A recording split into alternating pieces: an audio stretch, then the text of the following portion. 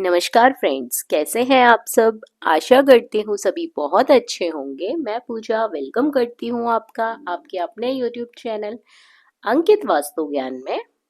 Friends, जैसा कि हम सभी जानते हैं, कार्तिक का महीना चल रहा है। 29 अक्टूबर से शुरू हुआ था, 27 नवंबर तक चलेगा। कार्तिक महीने में भगवान विष्णु और माता लक्ष्मी को प्रसन्न करने के लिए, उनकी कृपा प्राप्त करने के लिए उनकी व्रत की कथा को पढ़ना और सुनना जरूर चाहिए। ऐसा करने से मनुष्य के सभी पापों का नाश होता है और उन्हें बैकुंठ धाम की प्राप्ति होती है। तो चलिए फ्रेंड्स, आज हम इस वीडियो के माध्यम से उन व्रत कथा को सुनते हैं।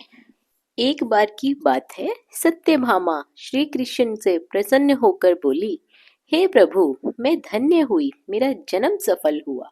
मुझ जैसी त्रिलोक्य सुंदरी के जन्मदाता भी धन्य है, जो आपकी 16,000 स्त्रियों के बीच में आपकी परम प्यारी पत्नी मैं बनी। मैंने आपके साथ नारद जी को वह कल्प वृक्ष आदि पुरुष विधि पूर्वक दान में दिया, परंतु वही कल्प वृक्ष मेरे घर लहराया करता है। यह बात मृत्यु लोक में किसी स्त्री को ज्ञात नहीं है। हे त्रिलोकीनाथ, मैं आपसे कुछ प्रश्न पूछने की इच्छुक हूँ।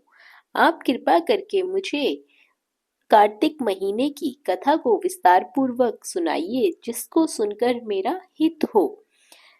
सत्यभामा के ऐसे वचन सुनकर श्री कृष्ण ने हंसते हुए कहा, पत्नी को कल्पवृक्ष के पेड़ के नीचे ले गए, फिर हंसकर बोले, हे प्रिय, 16,000 रानियों में से तुम मुझे प्राणों के समान प्यारी हो। तुम्हारे लिए मैंने इंद्र और देवताओं से विरोध किया था। हे कांते, जो बात तुमने मुझसे पूछी है उसे सुनो। एक दिन मैंने तुम्हारी इच्छा पूर्ति के लिए गरुड़ पर सवार होकर इंद्रलोक जाकर कल्पवृक्ष मांगा। इंद्र द्वारा मना किए जाने पर इंद्र और गरुड़ में घोर युद्ध हुआ और गौलोक में गरुड़ों जी गौओं से युद्ध करने लगे। गरुड़ की चोंच की चोट से उनके कान और पूंछ कटकर गिरने लगे, जिससे 3 वस्तुएं उत्पन्न हुई। कान से तंबाकू, पूंछ से गोभी और रक्त से मेहंदी बनी। इन तीनों का प्रयोग करने वालों को मोक्ष नहीं मिलता। तब गौओं ने भी क्रोधित होकर गरुड़ पर वार करना शुरू कर दिया, जिससे उनके 3 पंख टूटकर गिर गए। इनके पहले पंख से नीलकंठ, दूसरे से मोर और तीसरे से चकवा चकवी उत्पन्न हुए। हे प्रिय, इन तीनों को दर्शन करने मात्र से ही शुभ फल प्राप्त हो जाते हैं। यह सुनकर सत्यभामा ने कहा, हे प्रभु, कृपया मुझे मेरे पूर्व जन्मों के विषय के बारे में विस्तार पूर्वक बताइए। मैंने पूर्व जन्म में कौन कौन से दान, व्रत और जप नहीं किए हैं? मेरा स्वभाव कैसा था? मेरे जन्मदाता कौन थे? और मुझे मृत्युलोक में जन्म क्यों लेना पड़ा? मैंने ऐसा कौन सा पुण्य कर्म किया था जिससे मैं आपकी अर्धांगिनी हुई?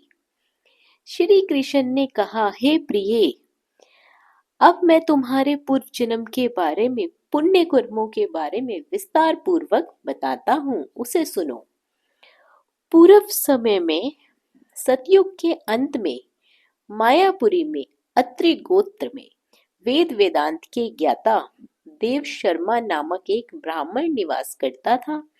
वह प्रतिदिन अतिथियों की सेवा, हवन और सूर्य भगवान का पूजन किया करता था।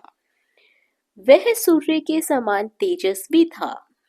वृद्धावस्था में उसे गुणवती नामक एक कन्या की प्राप्ति हुई।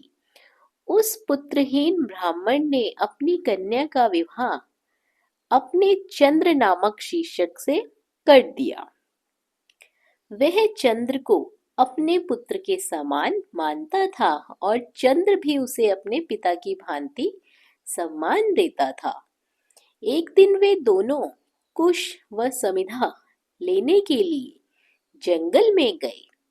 जब वे हिमालय में भ्रमण कर रहे थे, तब उन्हें एक राक्षस आता हुआ दिखाई दिया। उस राक्षस को देखकर डर के कारण उनके अंग स्थिर हो गए और वे वहां से भागने में असमर्थ रहे।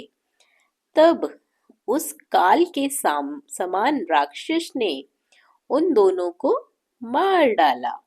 चूंकि वे धर्मात्मा थे, इसीलिए मेरे पार्षद उन्हें मेरे बैकुंठ धाम में मेरे पास ले आए।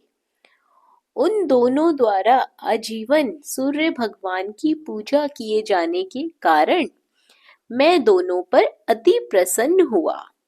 गणेश जी, शिव जी, सूर्य व देवी, इन सब की पूजा करने वाले मनुष्य को स्वर्ग की प्राप्ति होती है। हे देवी, मैं एक होता हुआ भी काल और कर्मों के भेद से 5 प्रकार का होता हूँ। जिस प्रकार एक देवदत्त पिता, भ्राता आदि नामों से पुकारा जाता है, स्वयं उसी प्रकार मैं एक होता हुआ भी अनेक हूँ और अनेक होता हुआ भी एक हूँ। जब वे दोनों विमान पर आरूढ़ होकर सूर्य के समान तेजस्वी रूपवान चंदन की माला धारण किए हुए मेरे भवन में आए, तो वे वहां आकर दिव्य भोगों को भोगने लगे। तो फ्रेंड्स, ये थी कथा कार्तिक के महीने में किस प्रकार कृष्ण भक्ति और विष्णु भक्ति की जानी चाहिए ताकि हमें वैकुंठ की प्राप्ति हो सके।